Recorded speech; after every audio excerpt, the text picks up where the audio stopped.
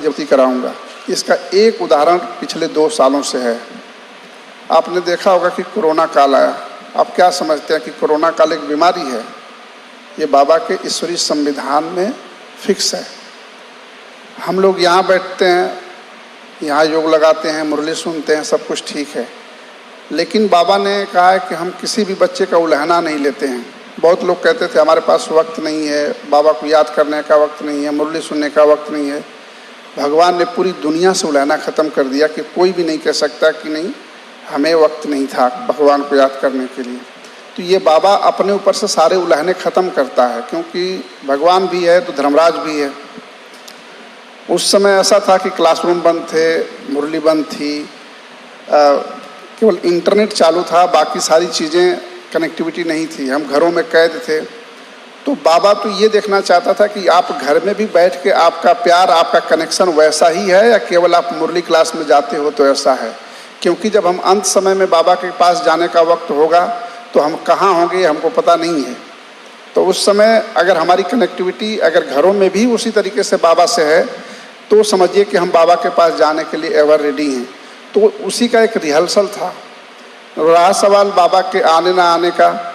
बाबा ने कहा है कि लास्ट में सब स्थूल इशारे ख़त्म हो जाएंगे, जो साधन थे स्थूल वो सब खत्म हो जाएंगे, वो कोई भी काम नहीं आएगा। आदरणीय गुलजार दादी भी हमारी स्थूल सहारा ही थी बाबा से मिलने का, क्योंकि ये अंत का पार्ट हो रहा है तो बाबा ने उनको भी बुला लिया। अब बाबा मिलन का जो पार्ट है वो चेंज है, क्योंकि आप और बाप के बीच में दूसरा कोई है ही नहीं। तो विनाश के समय में आप और बाप के बीच में दूसरा कोई होगा भी नहीं। तो वो पार्ट इस समय चल रहा है। जब हम मधुबन में बाबा में अभी भी मिलन हम लोग करते हैं, 1% नहीं लगता है कि नहीं वो बाबा मिलन नहीं हो रहा है। तो इसलिए अभी वो रिहर्सल चल रहा है। एक एग्ज़ाम के पहले की तैयारी होती है कि हमारे और बाप के बीच में कितना डेप्थ है, कितनी हम उसको फील कर पा रहे हैं, कितना उसको अनुभव कर पा रहे हैं, वो वक्त चल रहा है। और बाबा कई जगह लोग कई बार होती है कि बाबा यहाँ आ रहे हैं, वहाँ आ रहे हैं। बाबा का केवल एक ही रथ है और बाबा को अभी तो बचा क्या पढ़ाने के लिए। उसने जो कुछ पढ़ाना था, जो कुछ बताना था, सब कुछ बता दिया है। अब तो बस ये है कि आपको उनके समान बन के और उनके साथ कनेक्ट रहिए, ताकि जब वक्त आए चलने का तो आप आसानी से वक्त के साथ बाबा के साथ चल सकें। तो ये जो कुछ भी है ईश्वरीय संविधान में हमारे और आपके निश्चय की परीक्षा है कि बाबा पे आप कितना भरोसा करते हैं। दीदी ने कहा ना कि बाबा इतना सस्ता थोड़ी है कि कहीं भी आ जाएगा। इतना बड़ा बाबा ने बाबा का घर पूरी दुनिया भर में तैयार किया और फिर बाकी जगह कैसे आ सकता है। और बाबा को आने के लिए तो बहुत वैल्यूबल सोल चाहिए। ये बात मैं इसलिए कह रहा हूँ कि इस समय थोड़ी चर्चा में थी, दीदी ने इशारा दिया भी। तो इसलिए ये जो टाइम है बाबा की प्रत्यक्षता का टाइम है, बाबा के साथ का अनुभव का टाइम है। आप जितना बाबा के साथ कनेक्ट होंगे, जितना अपने को इस शरीर से अलग रखने का पुरुषार्थ करेंगे, यही एक सिस्टम है जो बाबा के साथ आपको वहाँ परम धाम में ले जाएगा। बाकी दूसरा कोई तरीका नहीं है।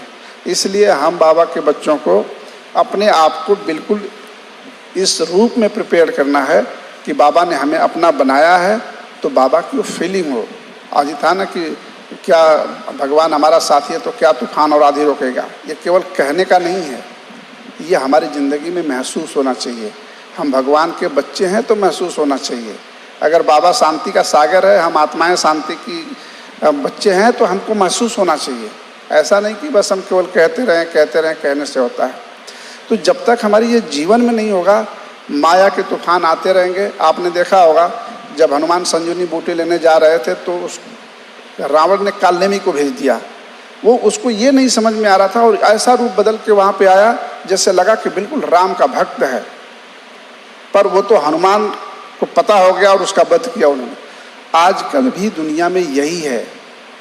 तमाम माया के इतने रूप हैं कि आप उसको परख नहीं सकते।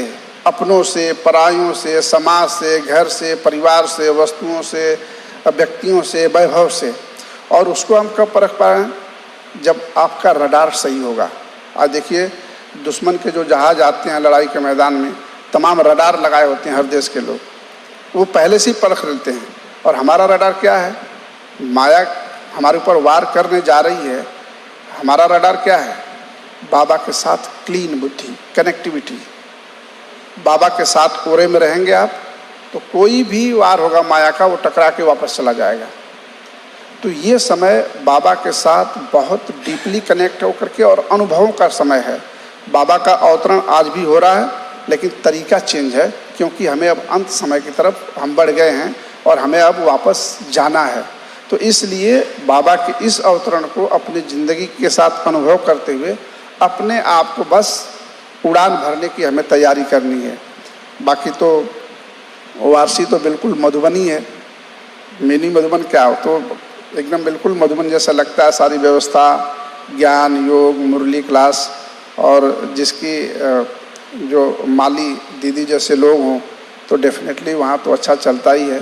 मुझे अच्छा यहाँ आने का अवसर मिला और हम सेवा कर सकेंगे। देखिए बाबा इससे क्या सेवा कराता है। बहुत बहुत धन्यवाद। ओम शांति। बहुत अच्छा। अभी रविंद्र भाई से सुनेंगे गीत। रविंद्र भाई जी के बारे में आपको थोड़ा सा ज़रूर बताना चाहेंगे। आप म्यूज़िक कंपोज़र हैं एंड प्लेबैक सिंगर हैं, और आपने कई फेमस मूवीज़ में अपने गीत गाए हैं, और कुछ उनके नाम इस प्रकार हैं। तलाश मूवी है, हैप्पी न्यू ईयर और इकबाल इत्यादि फिल्मों में आपने अपने गीत दिए हैं। और आज इस लॉन्चिंग कैंपेन की लॉन्चिंग के निमित्त भी हमने गीत बनाया है, और इस गीत का लॉन्चिंग आज के लॉन्चिंग प्रोग्राम में होगा। उसका भी म्यूज़िक, और आपने उस गीत को भी गाया है और म्यूज़िक भी दिया है। तो अभी हम भाई जी से सुनेंगे। हाँ, वो हमारी सपना दीदी, ORC की सपना दीदी ने उस गीत को लिखा है, भाई जी ने गाया है। साथ में साधना सरगम भी हैं और भी सिंगर्स हैं, और आपने म्यूजिक कंपोज किया है। सो हम अभी गीत सुनेंगे। ओम शांति। ओम शांति। आज परम सुख का अनुभव कर रहा हूँ यहाँ ORC आकर। बहुत समय से आदरणीय सपना दीदी से संपर्क में था। उन्होंने ये गीत जब लिखा उसके बाद उसे तैयार करना था हमें, और हम लगातार इस पर काफ़ी दिन से काम कर रहे हैं। इनफैक्ट कल तक भी हम लोग लगे हुए थे उसी काम पर, और आज आदरणीय आशा दीदी के आशीर्वाद से हम लोग तैयार हैं उस गीत को लॉन्च करने के लिए। और मुझे बड़ा सुख का अनुभव हो रहा है आज कि मैं आज आप सबके साथ, आप सभी बहनों और भाइयों के साथ आज के इस क्लास में भी मैं लगातार दीदी को सुनता रहा। और साथ ही मुझे मेरा पहला प्लेबैक जो मैंने फिल्म तलाश के लिए किया था, मैं वो आप लोगों को सुनाऊंगा। हिमेश रेशमिया जी का म्यूज़िक था, इसमें समीर साहब के लिरिक्स हैं। तो ये गीत मैं आपके लिए प्रस्तुत करना चाहता हूँ। पहले